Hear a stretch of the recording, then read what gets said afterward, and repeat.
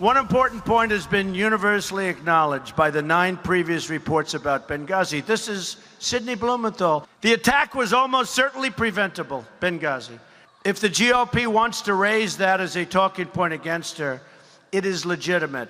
In other words, he's now admitting that they could have done something about Benghazi. This just came out a little while ago. But our next guest says those remarks are not from the Clinton confidant, Sidney Blumenthal, and that Russia is behind Trump's mix-up. Here to explain is senior writer for Newsweek and New York Times bestselling author Kurt Eichenwald. Kurt, nice to have you here. How do you know that Sidney Blumenthal was not behind that quote that Donald Trump was reading? Because I wrote it.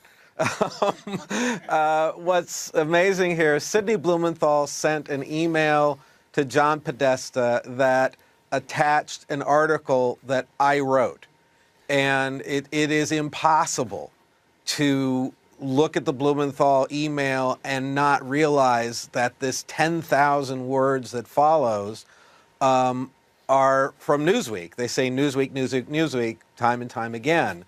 And deep in the article are those 2 sentences that the Russian government, through a Russian news agency, published as an article saying this was the October surprise, and it shows that even Hillary Clinton's, close allies knew that she could have stopped Benghazi. So what's the assertion? And then a few hours. So is the assertion that, not that he misread the email that came out in the WikiLeaks, your assertion is that somehow Donald Trump got a hold of Russian propaganda outside of the WikiLeaks dump and was using that? There are 2 possibilities. One is that both the Russians and Donald Trump were tricked into believing a manipulated email, or the Russians manipulated it and Donald Trump fell for it.